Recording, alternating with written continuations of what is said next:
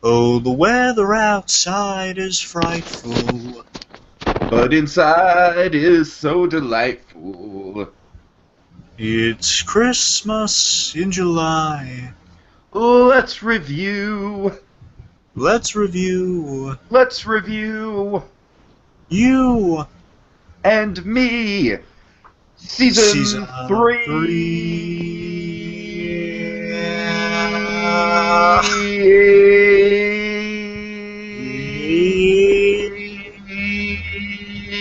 Keep going with it. All right.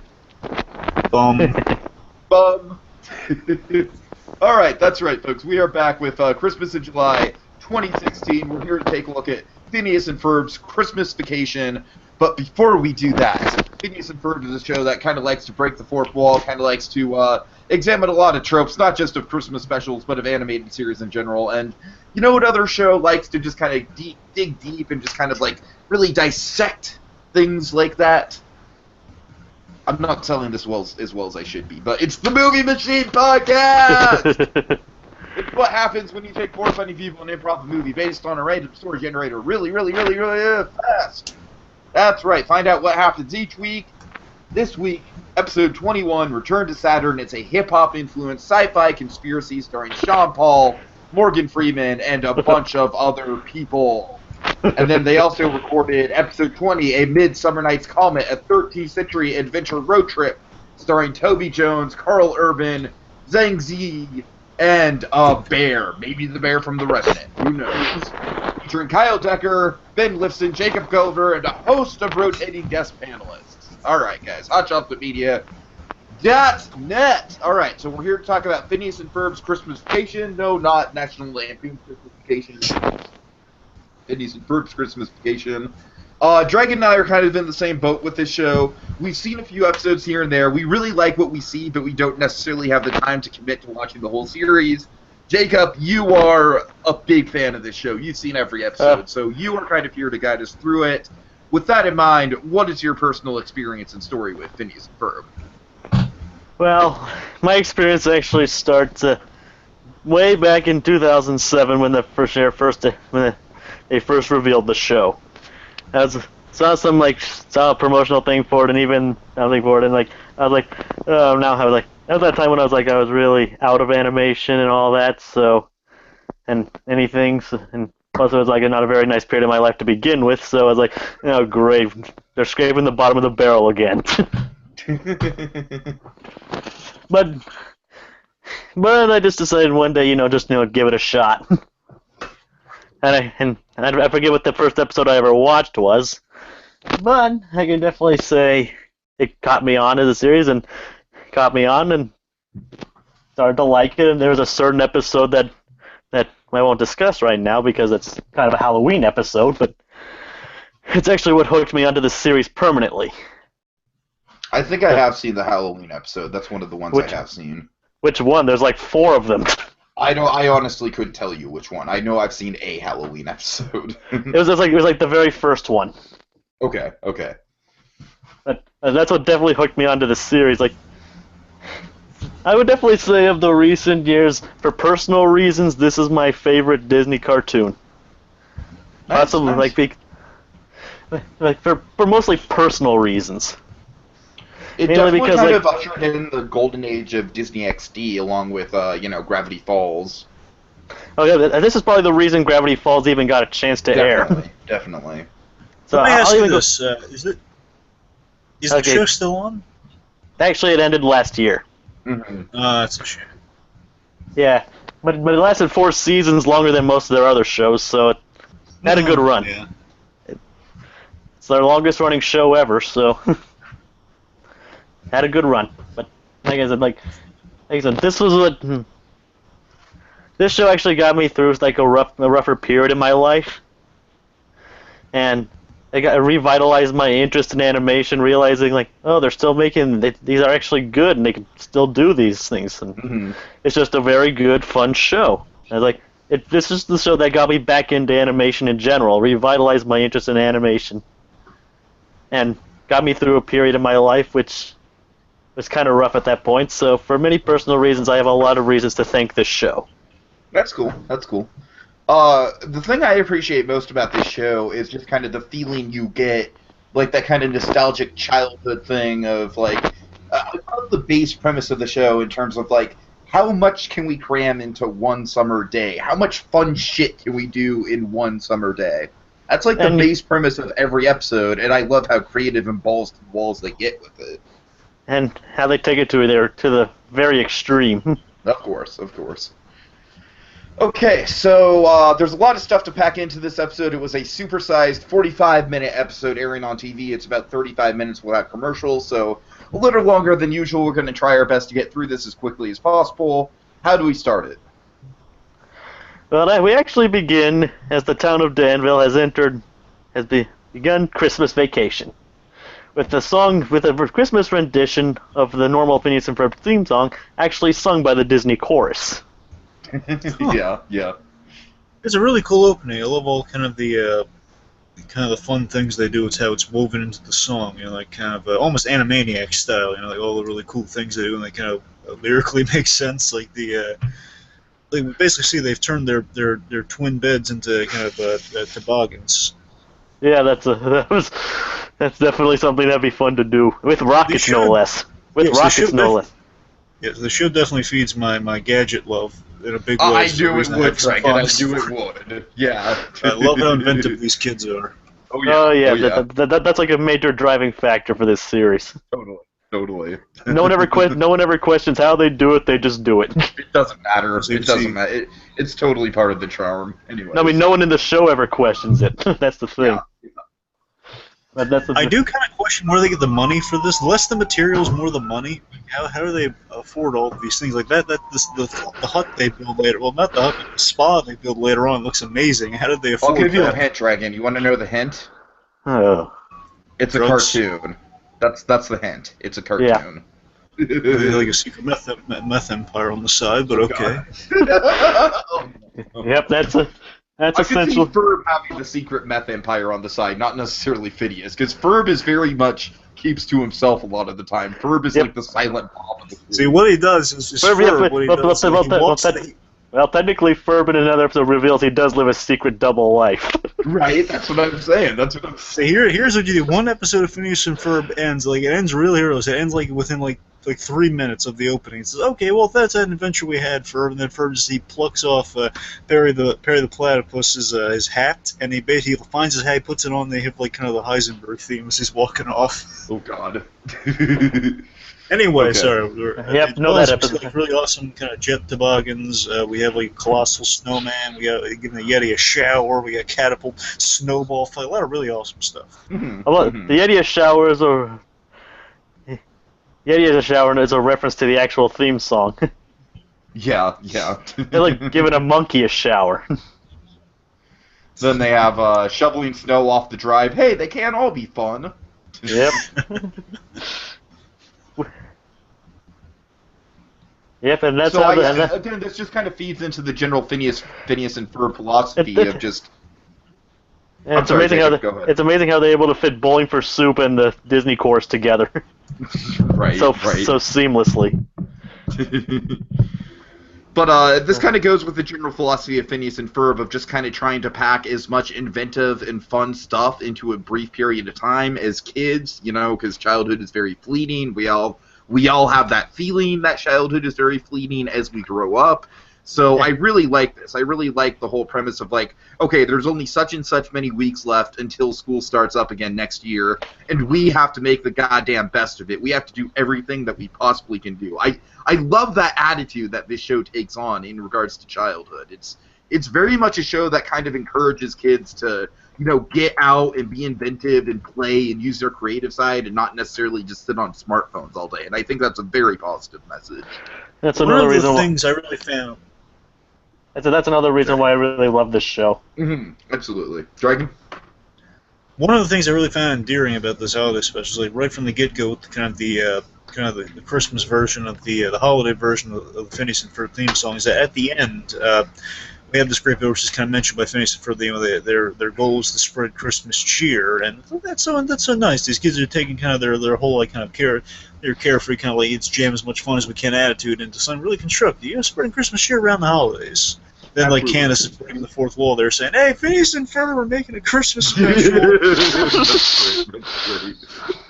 But I gotta They tell just- you, though, Candace, though, Ashley Tisdale doing the voice of Candace from Sweet Love Zack and Cody and some of the other Disney films and other, Mhm. the televised, the Disney Channel original films. I will say this, Candace at times does kind of get on my nerves, at times. I love the premise of the character, kind of like the character's trying to get him in trouble, and, like, that's fine. I'm just saying, in this episode in particular, she has, like, some moments of, like, it just seems a lot like just they kind of it feels like a really forced story to get Candace into the mix somehow. I really appreciate her, actually. I kind of had a different reaction to her. To me, Candace kind of represents like what could have very easily been a stereotypical teenage girl, but it's kind of like taking that stereotype and flipping it on its head a little bit, where she's trying desperately to be a stereotypical teenage girl and a very kind of shallow girl, but in reality, she's a little bit deeper than that, even though she kind of doesn't want to admit that she's deeper than that. I don't know, I think there's a lot going on with her. I mean, I'm specifically referencing. I mean her in this episode, Tiki. I mean, specifically how she is in this episode gets me. I think it's like I think she's the weakest element of this Christmas special. Fair enough, fair enough. Okay. Anyway, so after the intro, Candace is on the phone with her parents. They're delayed at the airport. They're waiting for the grandparents to come in, and it may be hours. I love this banter between Candace and the mother. She's like, but Stacy told Marcus that Jeremy that he got the present I for love me. Linda's eye roll during all of this. It's just like, oh boy. Oh, how will you possibly manage? I can't I love go how for it's some like- stupid gift that anyone could have gotten. Now this I think is hysterical. What I do know about the show from the episodes I've seen, I just love the dynamic of like Linda always like she comes in at the last minute. She her boys are angels in her eyes, and like because everything's back in its place. I mean, basically, look, I think her mind says like let the boys run do whatever they want as long as everything's back to normal by the time I come home. Really, it's like look, it's all fine, but Candace just wants him to slip up. And points in this episode, I love that they kind of turn that on its head where Linda she is Linda. Right? I'm not saying the wrong name constantly. It's Linda, yes, it's Linda. Yes, it's Linda. Yeah. Okay, I want to make sure. Because again, the names are the big stickler I had in this one because I couldn't remember the names. Anyways, I love that she basically distracts from this kind of this boring kind of romantic girl like Candace is going through about What Jeremy. are the boys trying at? She's like, so what are the boys up to? She's like, boys I love forgive right me. before that exactly. She's like, boys forgive me. What are your brothers up to? Yes, I love that. Just That like, was great, I that was know great, I yeah. usually try to discourage this, but I need an out for this conversation so bad. So Candace is sneaking around in a very kind of comedic, almost Grinch-like way. It kind of reminded me of. She's like, I'm gonna catch them in the act. And then meanwhile, Phineas and Ferb are landing in bed after taking their rocket toboggan ride, and Very it just cool. looks normal. The parachute's kind of floating out the window. Yeah. And Phineas kind of explains, well, Candace, we're working on seizing the day while not having to get out of bed early. So let's see. So then she gets a glimpse of their to-do list for the holidays about a bunch of stuff they want to do, which includes making their list of Santa Claus. And then we have the running Right, joke of letters to Santa! And then, I love the proof that they come up with. And they're like, hey, don't you see Santa does exist? Like, the Bigfoot video. Yes, So, that was amazing, Jacob. That was probably the funniest gag in this whole thing. I loved it. we have Oh, there's a Santa in Oregon, 1978. That's the Bigfoot. Then we have the Loch Ness, Loch Ness monster. Santa. The Santa North Claus. Scotland, 54. Santa Oh my Claus, God. 1912. I fucking love that. The Shroud of... It was a parody of the Shroud of Turin. Yes. Santa Claus. Oh my God. And I love how they like want to do that because like they revere Santa because of a similar philosophy, making the most out of a single day. How Santa's been able to do I some. thought that was Exactly. brilliant. I thought it was great, especially for Phineas being the vocal of the two. Ferb just kind of gets kind of the shaft. Ferb and I have done some cool stuff in our time, but flying around the world in one night, that's something else. Ferb is definitely the silent Bob of this show. Oh, absolutely. Yes. Absolutely. He only speaks when it's necessary. You're right, though. He's very much so. Exactly. But yeah, basically it's Candace saying, well, Santa has it easy. If there were a Santa, he'd have it easy because he knows that everyone wants that right to him. The trick is, she has to find Jeremy she gets this idea to trick Jeremy into writing a letter to Santa so she can basically take a look at it and give him the perfect gift. Or you could just ask what he wants to avoid unnecessary complications.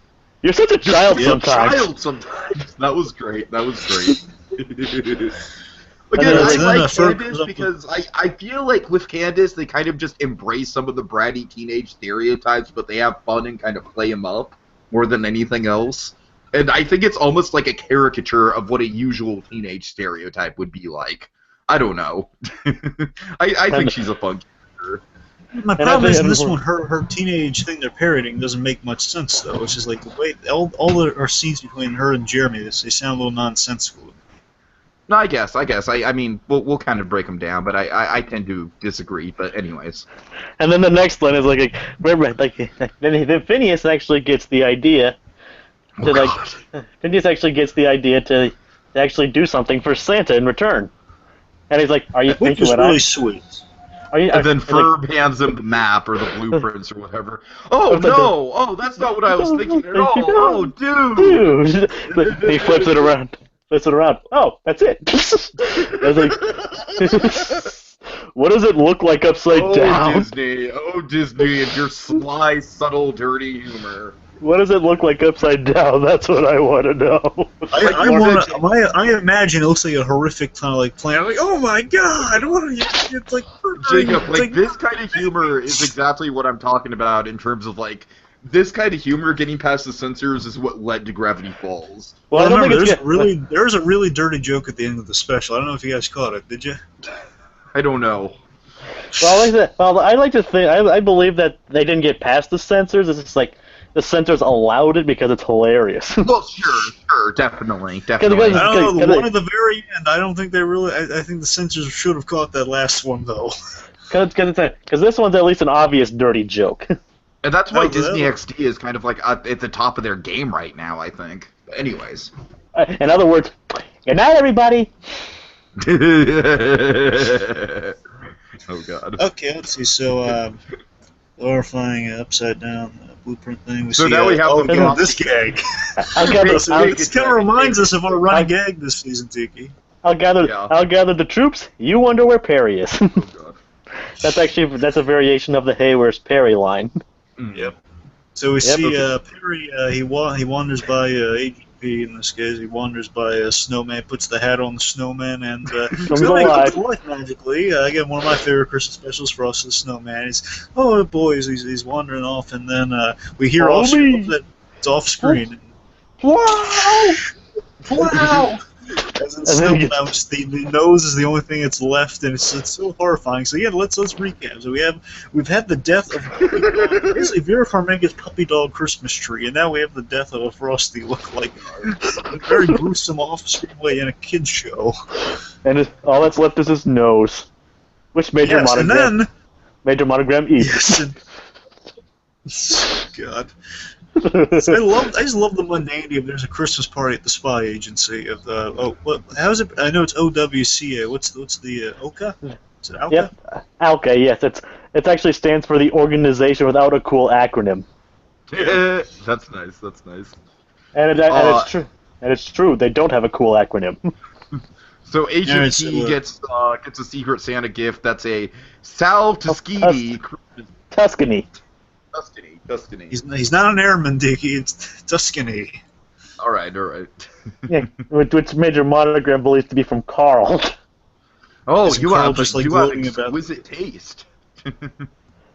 There you, Carl. Obviously. We weren't supposed to reveal our Secret Santa presents. The more you protest, the more we know it was you, Carl. Fine, believe it if you want. Whatever. But I love the uh-oh alarm. Uh-oh. Like, and then eyes on the screen. I love it. It's completely unnecessary for him to have a completely separate screen, but he did it anyway. I love the ridiculousness of he's filming himself like a little cardboard kind of fake top part of his suit, and it's just It's just basically filmed a live video of like Agent P. We're assuming that evil people hate Christmas essentially. Whereas it's a cliche, a sad cliche. Hey, stop filming your butt. Film my butt. It's a party. Out of context is hilarious. Evil people hate Christmas. It's a cliche. Which this episode's gonna have a lot of fun with that notion. Yeah. Okay. Oh yeah. Yeah, we see Candace using Isabella's catchphrase as she's calling Jeremy. I love the idea of like if you use someone else's catchphrase, they have like kind of that moment of like, what? I feel destruction's the catchphrase force. And even use a psycho music. Oh god. Oh god. She's like, someone used my catchphrase and I know it. And then meanwhile we have Phineas Now and I Ferb want in the revenge. background. Phineas and Ferb in the background are holding up this giant like "We Love Santa" cardboard cutout sign. Well, she doesn't notice. Yes. And then I love how Candace thinks she's being so sly here. She's like, "Let's get together and write letters for Santa that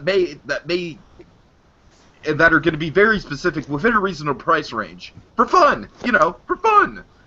Yeah. And then she just hangs up. He doesn't suspect a thing. I love the laughing runner. What do you guys think of the laughing runner? I mean, I think it's adorable. I think it's a great endearing part of her character, honestly. And then Phineas and Ferb after that, introduced to their friends, Buford, Baljeet, and Isabella, their rest and relaxation stop for Santa Claus. Yes. Dragon, I'm sure you love this, right?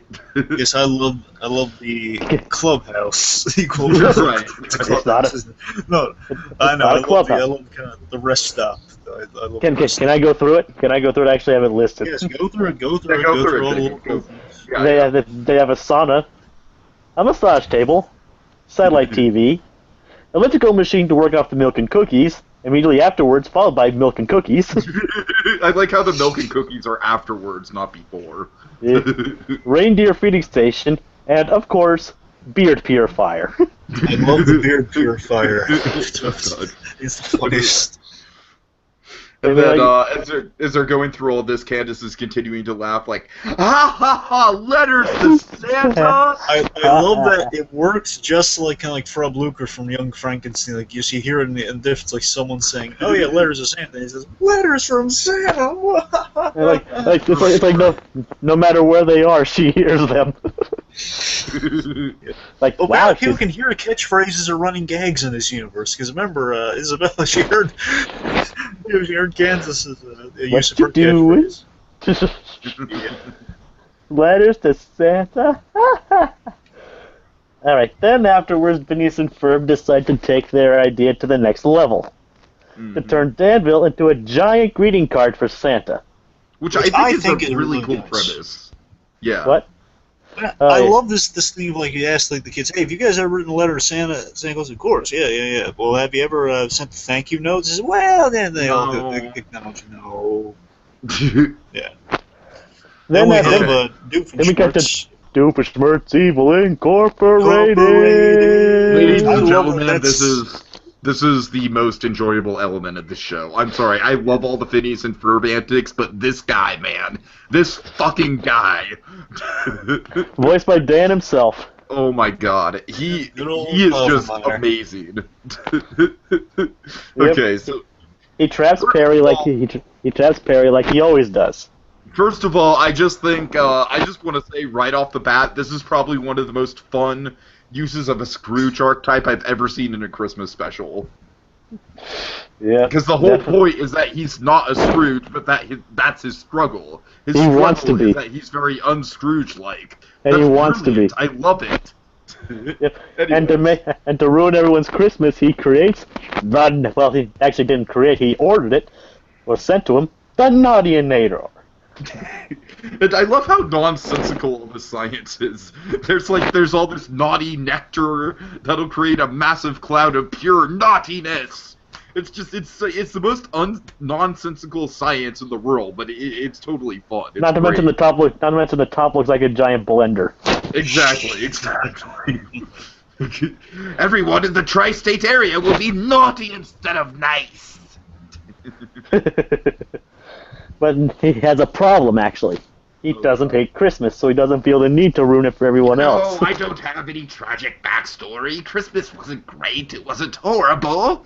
There's plenty of other holidays I can't stand, for Which is example. Valentine's Day, his birthday, New Year's, Arbor Day, Halloween. Arbor It's Day. horrible. As you guys probably know, his tragic backstory is just like a common recurring gag throughout the entire show. I did not know Right. that. I mean, like, he always brings up, like, well, not necessarily tragic backstories from childhood, but he always had some strange reason to do what he does, whether it even makes sense or not.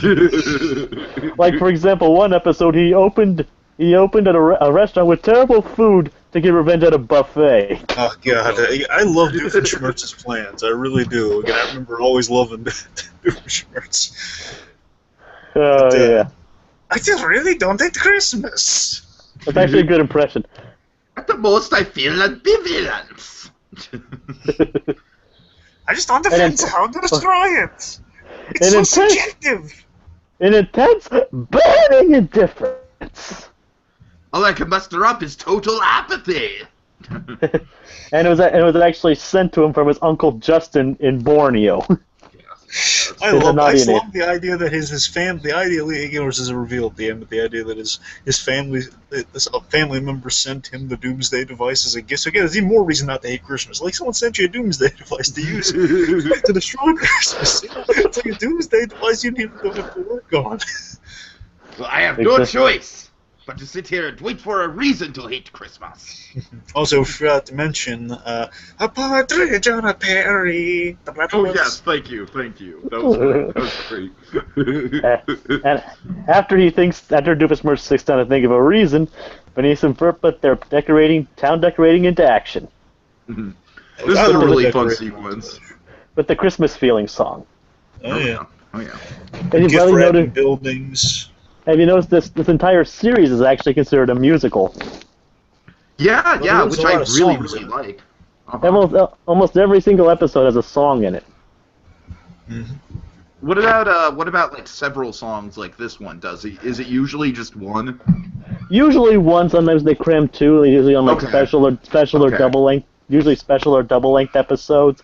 Others Because this like one most- has like at least three, right? At least three major ones. Yep. Usually, like most of the usual 11-minute ones only have one. Like sometimes Gotcha, sometimes on a double length they have two. I mean, like there's a second season episode called Roller Coaster, the musical, where they have like several songs. Roller Coaster, the music. I want to see that. That sounds right. Do up they my all? alley. Do they blend them together in an 11-minute format like Mr. Greg? Oh, Mr. Greg, let's not even make that comparison, man. Mr. Greg is 11 minutes of pure beauty. But anyway, It wins the animated Tony this year. It wins the animated Tony. It's over, isn't it? Oh, Isn't don't it? not stop it. After, Alright. Anyway, after the Christmas feeling, Doof says that he wants for Christmas he wants the ability to hate Christmas as his Hold on, present. just really quick, I want to mention Ferb has the Spider-Man web Yes, shooters with the light. Oh, yeah. I wanted to mention, I love the Christmas light shooting web shooters. Oh yeah, that is pretty awesome. And then, Alright, anyway, so that- really quick, right before we get back to Doofenshmirtz, Candace has a run-in with Jeremy, and His younger sister Jeremy's Susie. like, yeah, and Jeremy Right. wants to help his sister finish decorating, but then no, he wants Candace to help him finish decorating. But Candace is like, no, but it'll be too late. The stores will be closed. And by buy a gift, I mean Bailey litters. You didn't mention buying a gift. Oh, good, that would have been really obvious. Let me mention, the next thing with Doofenshmirtz is one of my favorite things in the episode with Doofenshmirtz. I just love the idea that What causes him to activate the machine is people singing "We Wish You a Merry Christmas" and demanding figgy pudding. yes, I just love the fact that his little reason to hate Christmas. At first, he doesn't even hate carolers until they threaten him oddly menacingly for figgy pudding. Until they, and again, I love that he's like such an odd. He's really mad at it because it's such a out there thing to ask for. Like such like no, ask figgy pudding. They don't know if anyone has I figgy mean, pudding. these carolers, like, they seem nice on outset, but when they get to the figgy pudding thing, it's like they do become very passive-aggressive, you know what I mean? Yes, I just love that. That's a very understandable reason to hate Christmas. Christmas carolers. I You mean, need you to- didn't hate him initially. He's like, we need figgy pudding. That's the principle of the thing. All right, so seriously, those carolers, those were some those really demanding carolers. I wouldn't give them anything either. I'm all Doofenshmirtz aside for a part but of I this. love how when he opens the door, he's like, "Oh, gee, how can I Christmas this rat?"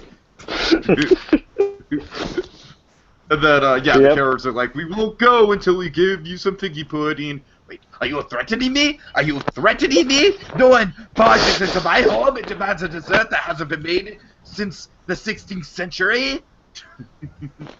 And that causes him to activate the machine. Yep. Christmas, you are Feliz Navi dead to me. See, that was Spanish. Yeah. And then we cut to the North Pole, where elves Blaine and Cluent discover that a bunch of kids have suddenly become naughty. Cluent, having lost his Christmas spirit in kids many years ago, dismisses it as kids getting worse every year. Oh God. and then this one guy, he goes like, if he didn't always be like in fact, like feeling how he wasn't always like that. He used to love Christmas, yada yada yada. But he kept like repeating it. He's like, go up and talk to the first person you see. That's how you make friends. I'm never going to another seminar. I must say, I've had that exact same advice given to me, and it has backfired in my face just like that. So, again, very relatable social anxiety gag right there. Yeah, like, I mean, it's just hilarious. I mean, it's understandable why they walked away, but it's still kind of sad. Right. Then we see Candace's rant to Phineas and Ferb about like all their Christmas cheer is kind of putting is cramping her stuff with Jeremy. So before that conversation continues, there's a big dark ominous cloud. That's, oh man, it's like this is foreshadowing negative events that are going to have an impact on our lives, and they're all getting letters returned from the mailman. I just love how nice the mailman is.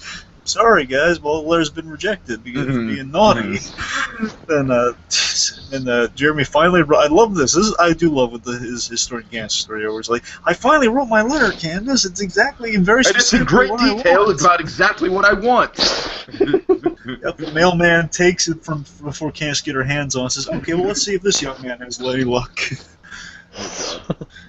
And this Candace just loses it. She snaps at Phineas. She's like, "You got Danville involved in one of your off-the-cuff, harebrained schemes." And that makes him believe that he's the cause of what happened. I like this kind of line. It's like, sometimes we do an entire summer's worth of naughty things without knowing it. That's a nice kind of callback to the premise of the show in general. Yeah, definitely. Okay, so then we hit. Go ahead. Then we have this hilarious kind of dream gag. Like Phineas tries to pretend it's a like why won't it work? Well, first good, thing it the was mall all closes. a dream. Thank goodness. Like that's not gonna work. Why not? Because first thing the mall closes in 20 minutes. I love that they try it at them. I love them hanging out in the mall like that. So mall rats of them. Dude, right. And then Buford reveals his system to get back on the nice list. Clean slate system. Which actually pays off real nicely later on. It does. Now, let me ask you guys this: Do we think that Doofenshmirtz is kind of like the anti-Scrooge, and Buford is kind of the real Scrooge? Well, I wouldn't even call Buford a Scrooge. I wouldn't even call Buford a Scrooge. I mean, he just says, act how you want all year, right before Christmas, perform one act of kindness, Santa will wipe your slate clean. Fair enough. I mean, he doesn't hate. Candace is. He doesn't really. Candace Buford really doesn't. Buford doesn't hate Christmas. He's just naughty. Buford doesn't go through change. Candace does. Candace learns. Yeah, she learns a lesson. Yeah, fair enough. And Doofenshmirtz learns the anti-lesson. Yes. That's what I'm saying. Doofenshmirtz is the anti-Scrooge. Yes. Anyways. He becomes Scrooge. That's what I'm saying. And I love that dynamic. And then after Buford Baljeet says like I hope I get my wish. Aren't you gonna ask what it is? Nope, that'll make me want to hurt you. Therefore, counteracting my selfless act. All I want for Christmas is a sweet, special Chris under the Christmas mistletoe. I love how that pays off, by the way. He's like, Yes. I'm out of here. He's like, I'm not from you, but I pretty girl. Don't Don't like, flatter yourself. that was awesome. Okay, then we got Doofenshmirtz versus the Carolers yet again. Just asking them to leave. We Then won't go they until we put the get whole. some. It's the principle of the Other thing. thing. Those are some stubborn Carolers. You think evil scientist will like blast them out of his apartment or something? But no. Let's do, but it's Christmas, Becky. You don't. Gotta get over me, Josh. And you don't know Doofenshmirtz. He really doesn't follow he rarely follows even his own logic. Right. I mean, he has logic that even he doesn't follow himself. So. Okay, now following this is the biggest Sometimes- problem I have with the And sometimes even in the same episode, he doesn't even follow his own logic. Oh, Right.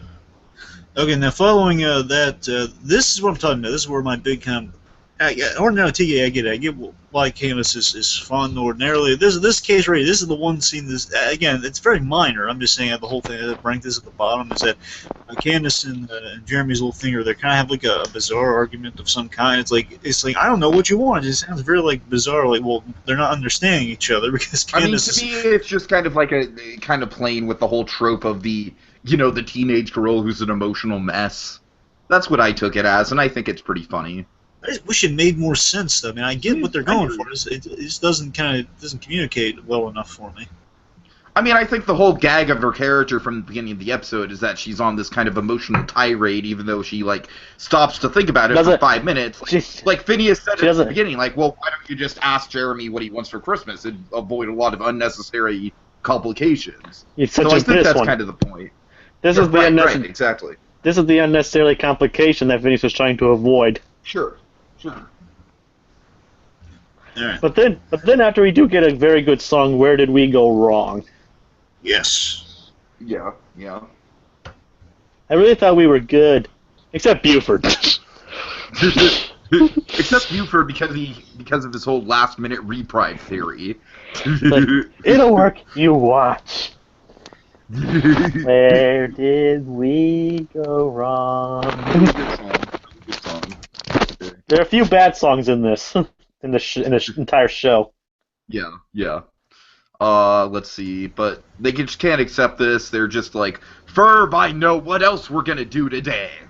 And then they put on like a song trying to convince the North Pole that they're actually nice. Yeah, they fix up the radio tower, which only extends to the greater Danville area. Leave the transmitter to us. With a giant clothes hanger. Right. Yes. Right. That's great. That's good. Again, cartoon logic at its finest. because logic. Right. And the elves realize that all the naughties were suddenly from the same place and begin to realize that something strange is going on. So they go investigate. Meanwhile, Doofenshmirtz continues to be abused by the carolers, and then he's just like, Guys, you'll never believe this! I went to the kitchen to get some almond brittle. Well, not yet, Tiki, not yet. That actually is next. Yeah, it is. It is? Yeah. Wait. I have the notes right here. It's like right next to it. It's right after that. Are you sure? Yes. Oh, I'm sorry. Now I'm apologizing for the figure pudding. Go on. It's like the figure I did have figure pudding, and I feel very sheepish about this whole thing. It could have been worked out, and now it's done. So here, thank you for the evil motivation for destroying Christmas. Perry shakes free, and then the Sal Tuscany CD falls I out. thought the Tuscany thing came before. I feel silly now. That's okay. So. Oh, don't worry about it. And then Doofenshmirtz realizes, like, literally, this is perfect. This is perfect while I wait for the hour to stand. He even likes the Christmas music too. Again, he's very. This song's really grown on me. Which is ironically, we wish you a Merry Christmas. Yes. And again, I just love that Doofenshmirtz again. He's like, now he's even doesn't have a beef with the carolers anymore because he actually had figure pudding. Again, he apologizes for no, I completely love that performance. I'm still very ambivalent on Christmas, I'm just very ambivalent. Let's see. So then, Candace, the elves go and investigate. Coming in. Yep, they go in and meet Phineas and Ferb and the gang. Yeah. And then the elves recognize Candace Flynn by name. You know who I am? That's not a good thing. I love this logic though, of like the whole naughty nice. These are really great little Santa logic here. Of okay, well, everyone does naughty things from time to time, but it's a difference between that and being naughty, being a naughty person. Santa's very forgiving guy, which I think is awesome. Just them saying, Santa's a very forgiving guy. Yep. Jolly to a fault, if you ask me. Yep. So well, I think we skipped the part where the South Tuscany CD destroys his Inator. Well, no, that's that's coming up. He plays it, and it's over time. It's going to reach a high note. It hasn't reached the high note yet. Right now, it's about to. So, City reads is naughty. Then we see Perry is warned not to play the CD, and then because it turns out it's not from Carl, because like Carl said, it's not from him. Haven't you caused enough harm, Carl?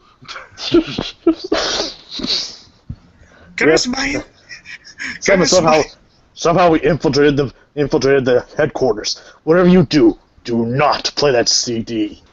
And they hit a high note. Just really enjoying. Just like, I'm gonna crank this up. Not even by a naughty Inator. And then it destroys it. Like, okay, we'll have Christmas. I just don't care. My intense burning apathy. Once. Bam! Harry punches him. Yes. Okay, let's see. We have Reveal and Isabella celebrates Hanukkah. Yep, she's. Ooh, no Christmas. Yep, Isabella actually is Jewish. That's been brought up before and in later episodes. That's cool. I appreciate that. Yeah. Yep. And it turns out everyone suddenly gets a nice reading, except Buford. But they can't inform Santa. Nope, because their map's already been laid out.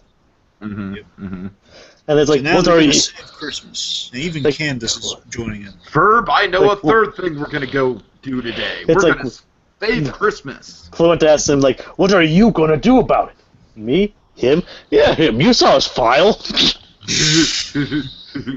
It's like they know what he does. Of course, he's Santa Claus. And it's nice that Candace actually agrees to help them, though. Yeah, it's a rarity. All right, guys, this is going to be difficult, but failure's not an option. Phineas is the pilot. Candace keeps tracks of presents. The elves make them. Buford is Bella wrap. Baljeet loads presents into a cannon manned by Ferb. There we go. I love that they kind of plan to make their own Christmas. It's like they're making those gifts too. That's really impressive. Exactly, and I think this is a really creative way to do the holiday trope of like, oh no, we have to deliver the presents for Santa Claus. Turn on its head. It's like we don't have to deliver all of the presents, just the ones for our hometown. You know what I mean? Yeah. That's a nice little twist on it. Yep. Yep. Okay, so then, there's a moment. I'd like to explain this next part. Go on. If they get up and realize that they can't see, there's almost a subtle allusion to Rudolph the Red-Nosed Reindeer. Mm-hmm.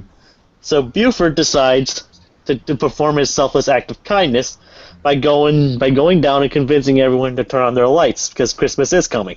Plus, I need to remind you that the music kind of sounds like the Polar Express here. Yes, it does. It totally does. Yes. The sky is clear, revealing some very beautiful animation, I might add, of the city lighting up and seeing what they've done. Oh yeah. Performing a selfless act of kindness, and does because Buford's actually the first present, the first name on the list. Yeah. And what happens was but he's still naughty. Cluent's like, oh, what the heck? It's Christmas. And he changes his name. He changes it to nice. Like, what was his present? To be thought of as nice by his friends. Oh. I mean, I just really like that. I mean, like, it's something you really wouldn't expect from Buford. Yeah, totally. We see a really cool delivery sequence, set the music, Christmas starting now. By Big Bad Voodoo Daddy. Yeah. I've seen them at my local fairgrounds a couple times. Yep, they actually sung the song. I actually once heard this song playing in a Walmart once. Nice. I love that they're delivering the gifts via parachutes. That's really cool. What I really like about the songs of this is that they can stand as their own Christmas songs aside from Phineas and Ferb. They can. You're right. Yeah. Okay, let's see. Baljeet is sucked into a cannon. and actually gets his mistletoe kiss. Yes. Yeah, because he lands at the cute girl from the math class who then... I love this, though. Let me tell you this. I love that... and she wants a really big hat. Right.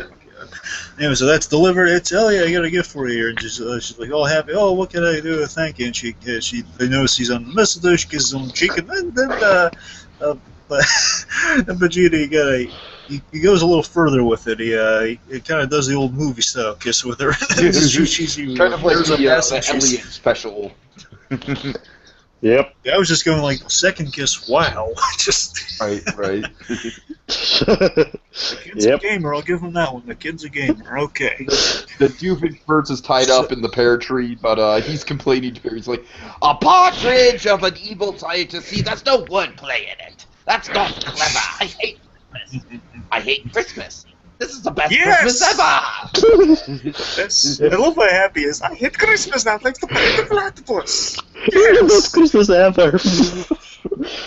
Yep. Best Christmas ever.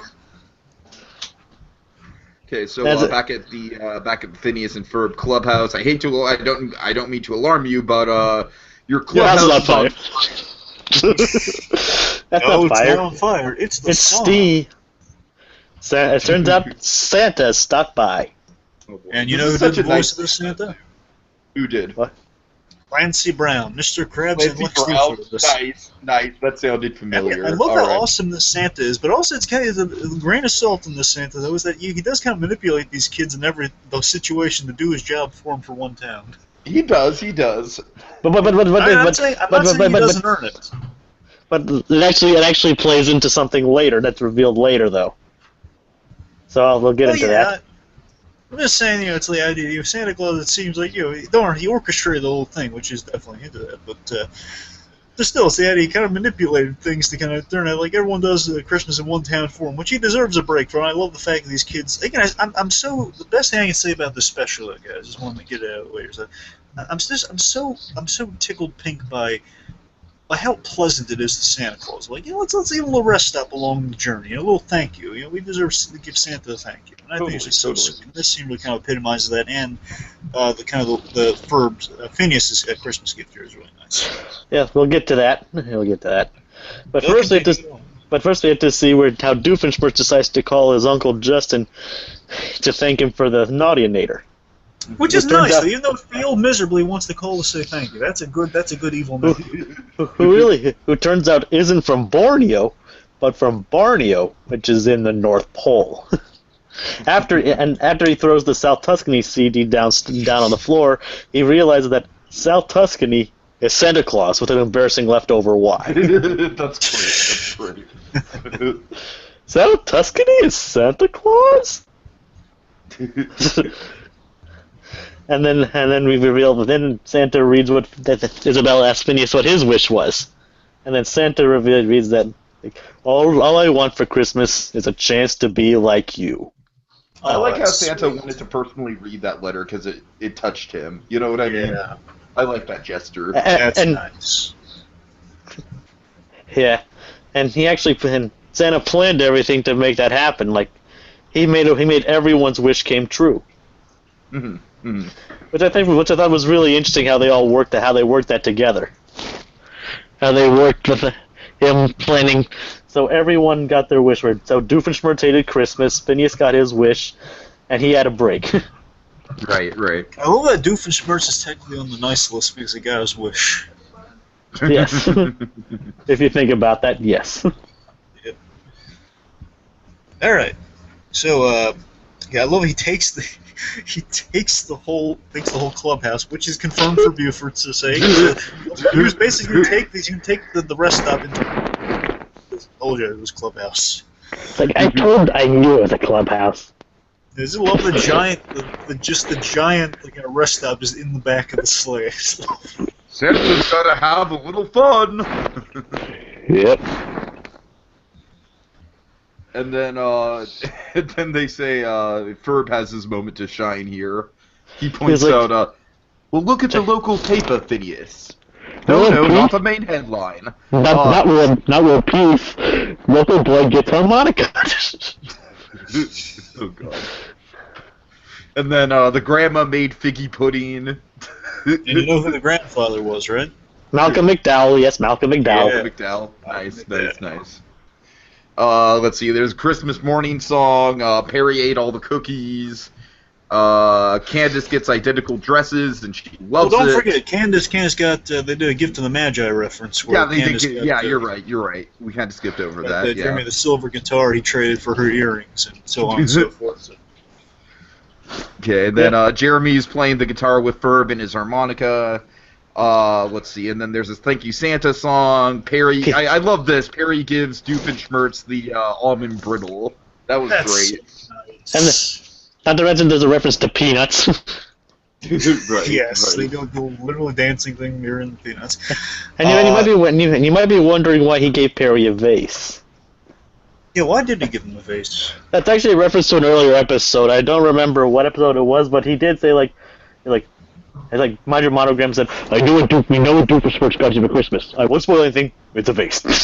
and it actually pays off in this episode. It was like a couple episodes ago, like a long episodes ago, and he actually gives him a vase in this episode. That's great. That's great. Oh, by the way, let me ask this: did you guys cover the dirty joke yet, or should I illuminate what that is? Okay, go ahead. What Phineas and Ferb get, the way it's wrapped and placed, and it looks identical to something phallic. Oh boy. Oh god. I'm saying it's two balls wrapped together in one thing, and then a I long didn't even notice snowball. that dragon. I kid you not, it's really it's there. I noticed that. I just didn't notice it ever go into a phallic shape. Oh god. And I never Okay. noticed. Yep, you're probably wondering what the other people were during the credits as well. Yeah. Like there's this kid who gets Phineas and Ferb's clothes. I'm sure that's an inside joke to something. No, that's Irving. He's a Phineas and Ferb fanboy. Nice. The reason Doofenshmirtz gets almond brittle is because he's a huge fan of it. Well, yeah, he mentioned almond brittle earlier. He's like, I was going to get almond brittle in the kitchen because it's just glorious. No, it's actually a recurring gag. like he loves almond brittle, not just in this episode. Okay. Carl and the Major exchange gifts, and they're both photographs of Carl gives the Major a photograph of the two of them all buddy style, and the Major gave Carl a picture of Major monograph. Yeah. Himself. You're probably wondering what that alien thing was. Do you know what that alien thing was? That pink and white thing? What? That's actually Meep. He's from an earlier episode called The Chronicles of Meep. Oh. We see the Carols taking out on figgy pudding. Yep. And then, Saw that. And the best gag to end it all. Oh god. We see the snowman is back to life. Thanks again. There's no fatalities. Thanks to Perry Platypus. He puts the hat on the guy. He's alive again, and it seems like oh no, he got killed again because carrot falls to the floor. We hear like oh plow, but no, it actually was a vegetable stand that got hit. Hence the carrot. On And second thought, don't follow me. That was That was close. close. Oh, Just God. hilarious. All right, and that that was concludes Phineas and Ferb's Christmas Vacation. yeah. So final thoughts, guys. The little lights are not twinkling, Tiki. No, I'm kidding. It was fun. It was a lot of fun.